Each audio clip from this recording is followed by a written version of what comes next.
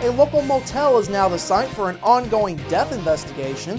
What we know so far, plus today was a groundbreaking day in Huntingburg, and Mark Messman joins me for tonight's legislative update. All of that and much more is up next here on the 18 WJTS News.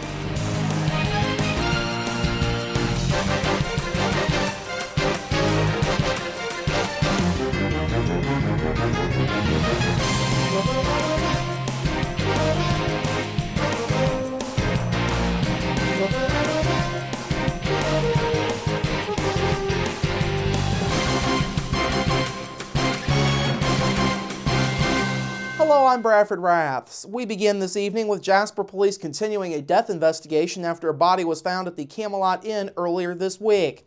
Around 6 o'clock Wednesday evening, JPD was called to the hotel after police say an unresponsive male subject was found in a room. Once officers arrived on the scene, they found 30-year-old Gary Kidd unresponsive. Kidd, who police say had been renting the room, was pronounced dead at the scene. JPD has not released information on where Kidd was originally from.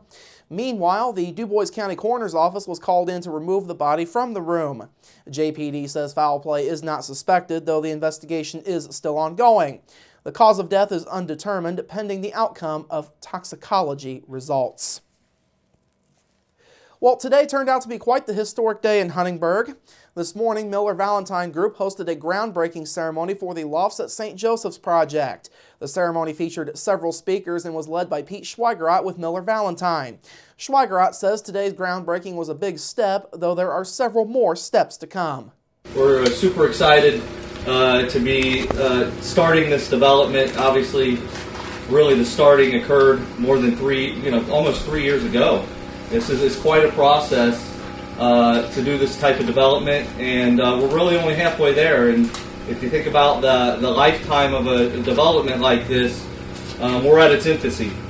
Now, the event drew local, state, and even federal officials to Huntingburg, including 8th District Congressman Larry Bouchon. Bouchon says this type of project is needed in other parts of the country. The need to repurpose older, unoccupied buildings is a persistent concern for cities across the country.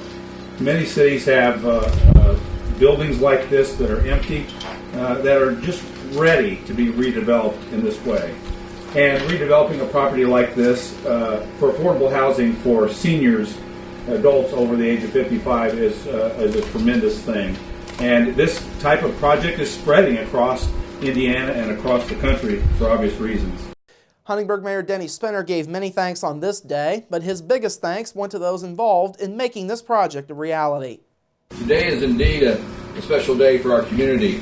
Since St. Joseph Hospital closed in 2007, Huntingburg has been waiting for the day when this facility would be brought back to life. And today, thanks to the work and the dedication and cooperation of those here and many, many more, we are going to see new life for one of our city landmarks. Spinner also thanked many citizens who participated in getting this project off of the ground.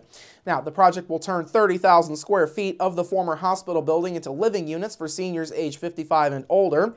45 units in all will be created from the hospital building and a new building that will be built adjacent to the hospital.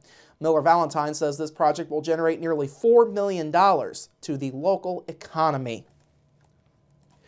And finally tonight, state and federal wildlife officials are investigating the shooting death of a bald eagle in northwestern DuBois County. Indiana conservation officers were called to an area near the Pike County line last Thursday after a caller reported the possible injury. Conservation officer Joe Haywood says the eagle's actions suggested that something was wrong. When he was initially found, there were people just kind of taking pictures of him. They were able to approach him, and they got to thinking there's probably something not right here, and that's when they called. The eagle was found in a flooded woods area by a conservation officer, and the bird was then taken to a federal wildlife rehabilitator. Haywood says rehab efforts started off fine, but stalled after the eagle could not keep food down. At that point, Haywood says x-rays were taken, and that's when bullet fragments were found. The eagle was then transported to the Indiana Raptor Center in Nashville, Indiana, and the eagle died on the way to the center. Haywood says this incident does not go over well in more ways than one. Well, it strikes a nerve with people on two accounts. The first being that, this is our national bird, what this bird symbolizes. The second is that we now have a single-parent nest out there somewhere, and we have probably chicks in the nest. If the other eagle can't take care of those eaglets, then those eaglets will probably have the same fate as the bird that was shot. Haywood says the eagle did have a brood patch that is common for eagles that are nesting. He says it is not known where the eagle's nest was located or how far the eagle was able to fly before becoming too weak to continue. Now, Indiana conservation officers are asking for your help in looking for a nest in the area with a single parent eagle. You can call the local office at 812-789-9538 or the anonymous tip line at 1-800-TIP-IDNR. A reward of up to $2,500 is being offered for information leading to the arrest and conviction of the person or people responsible for this shooting. Someone who shoots an eagle is subject to up to 60 days in jail and fines ranging between $500 and $1,000. All right, coming up after the break, your weekend forecast, and later on, Mark Messmer discusses his own legislation and offers his take on Indiana's religious freedom bill. We're back after this.